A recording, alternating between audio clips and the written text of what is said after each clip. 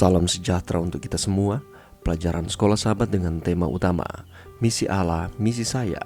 Pelajaran ke-6, Motivasi dan Persiapan untuk Misi. Rabu, 8 November, Yang telah kamu salibkan. Kisah Para Rasul 2 mencatat tentang kecurahan Roh Kudus pada hari Pentakosta. Ketika pengikut-pengikut Yesus sedang berdoa, lidah-lidah api hinggap di kepala mereka. Mereka mengetahui bahwa kuasa yang dijanjikan, yaitu Roh Kudus, telah diberikan. Bacalah Kisah Para Rasul 2 ayat 1-41. Sebagai hasil dari menerima Roh Kudus di hari Pentakosta, apakah yang terjadi kepada murid-murid ini? Para murid-murid mulai berbicara dalam bahasa-bahasa yang lain seperti yang diberikan oleh Roh itu kepada mereka untuk mengatakannya. Apa yang penting di sini adalah bahwa Allah melengkapi dengan kuasa kepada setiap pribadi demi kebaikan bagi orang-orang yang belum percaya. Berkat itu bukan hanya untuk kebaikan mereka, itu juga bukan berkat yang membuat mereka layak untuk surga atau sebuah berkat untuk memudahkan seseorang menjalankan bisnis dalam bahasa asing. Berkat itu diberikan untuk menyelesaikan misi Allah bagi mereka yang hilang. Saat ini Allah memanggil setiap pengikutnya untuk menggunakan karunia-karunia mereka demi kepentingan misinya bagi orang yang tidak percaya. Kita telah diberikan pemberian-pemberian itu. Apakah ada panggilan misi yang lebih besar dibandingkan dengan menggunakan apa yang telah diberikan kepada kita untuk menjangkau yang lain? Kecurahan Roh Kudus mengakibatkan banyak orang bertobat dari penolakan mereka terhadap Mesias, karena tentu saja beberapa dari antara mereka berada di Yerusalem ketika dia mati. Mari pikirkan tentang kuasa ini. Petrus mempersalahkan mereka karena telah menyalibkan Kristus, dan pastinya mereka menyadari apa yang mereka telah lakukan. Setelah diyakinkan, mereka berseru, "Apakah yang harus kami perbuat, saudara-saudara?" Namun, mereka pun dapat menerima pengampunan. Kata Petrus kepada mereka, "Bertobatlah dan hendaklah kamu masing-masing memberi dirimu dibaptis dalam nama Yesus Kristus untuk pengampunan dosamu, maka kamu akan menerima karunia Roh Kudus." Bekerja bersama dalam keselarasan dengan Roh Kudus dan satu sama lain, pengikut-pengikut Yesus ini mengkhotbahkan tentang pertobatan dan pengampunan dari dosa-dosa, bahkan bagi mereka yang kemungkinan besar terlibat langsung dalam penyaliban Yesus. Itulah kuasa dari Injil. Jika pekabaran ini tidak memotivasi kita, lalu apa yang bisa? Kita diminta untuk menyebarkan Injil kepada dunia, yaitu sebuah dunia yang berdosa, yang dihuni oleh orang-orang berdosa, sudah jatuh dan bobrok. Tugas kita bukan untuk menghakimi, tugas kita adalah untuk bersaksi tentang kuasa yang menyelamatkan dari Yesus. Mengapa gagasan bahwa walaupun beberapa dari mereka yang terlibat dalam kematian Kristus ditawari keselamatan seharusnya, yang pertama mendorong jiwa kita sendiri, dan kedua mendorong kita untuk bersaksi kepada orang lain, tidak peduli betapa buruknya mereka?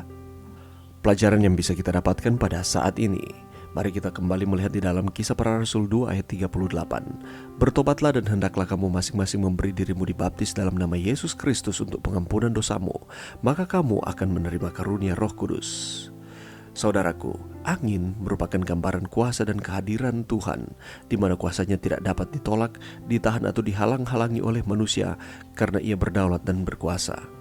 Angin adalah pergerakan udara dari daerah yang bertekanan tinggi ke daerah yang bertekanan rendah.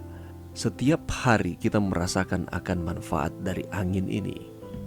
Kita tidak bisa melihat secara langsung bagaimana bentuk dari angin, tetapi kita bisa merasakan bahwa ada angin. Begitu pula dengan kuasa Allah. Dan kalau kita melihat di dalam Kisah Para Rasul pasalnya yang kedua, Roh Kudus diibaratkan sebagai lidah-lidah api. Api melambangkan kehadiran Tuhan, seperti ketika Tuhan menyatakan dirinya ke tengah-tengah umat Israel saat mereka berjalan di padang gurun, yaitu tiang api. Api dalam peristiwa Pentakosta ini dinyatakan dalam bentuk lidah. Lidah api ini menunjuk pada hal berbicara dan bersaksi. Oleh karena itu, di dalam Matius 28, 19 dan 20 di sana dikatakan, "Pergilah, jadikanlah semua bangsa muridku dan baptiskanlah mereka dalam nama Bapa dan Anak dan Roh Kudus, dan ajarlah mereka melakukan segala sesuatu yang telah kuperintahkan kepadamu." Akibat dari kehadiran Roh Kudus, para murid ini dipenuhi dengan Roh Kudus, artinya dikontrol sepenuhnya oleh Roh Kudus. Maka apa yang terjadi? Mulailah mereka berbahasa roh, yaitu berbicara dalam bahasa-bahasa baru oleh karena ilham atau dorongan Roh Kudus, dan bahasa-bahasa tersebut dimengerti oleh orang-orang lain. Pada hari itu Tuhan mencurahkan kuasanya atas murid-murid secara dahsyat. Dampaknya pun terlihat jelas. Mereka mempunyai persepsi pandangan yang baru dan semakin berani memberitakan Injil. Mereka mewartakan tentang Yesus Kristus yang telah mati, bangkit, dan sebagai satu-satunya juru selamat. Orang-orang yang menerima perkataannya itu memberi diri dibaptis, dan pada hari itu jumlah mereka bertambah-tambah kira-kira 3.000 jiwa. Kisah Para Rasul 2 ayat 41. Dengan menerima khotbah yang disampaikan oleh Petrus, mereka menjadi sadar, mereka mengakui dan menerima bahwa Yesuslah Mesias yang mereka nantikan. Yesuslah yang telah mereka salib. Mereka sadar akan kesalahan mereka dan mereka bertanya, apakah yang harus kami perbuat, saudara-saudara?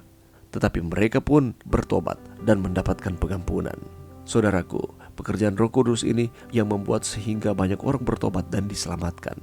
Dan inilah kebangunan rohani terbesar sepanjang zaman di dalam gereja mula-mula. Di tengah-tengah situasi dunia yang semakin jahat ini, kita diperhadapkan dengan tekanan-tekanan kehidupan. Bukanlah alasan bagi kita untuk tidak memberitakan Injil, karena Roh Kudus ada di dalam kita. Dialah yang akan menguatkan dan memampukan saudara dan saya untuk menjadi saksinya di mana saja kita berada.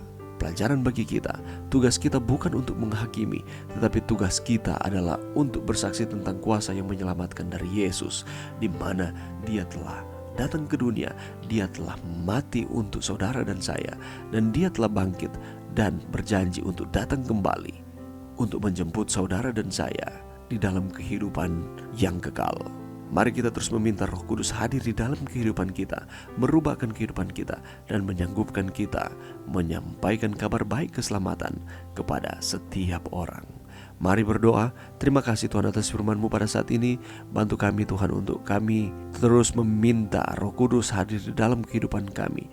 Kami terus mengingat bahwa Allah yang telah melakukan segala sesuatu kepada kami, dan kami mau menyampaikan akan kabar baik ini kepada setiap orang. Ini doa kami di dalam nama Yesus. Amin.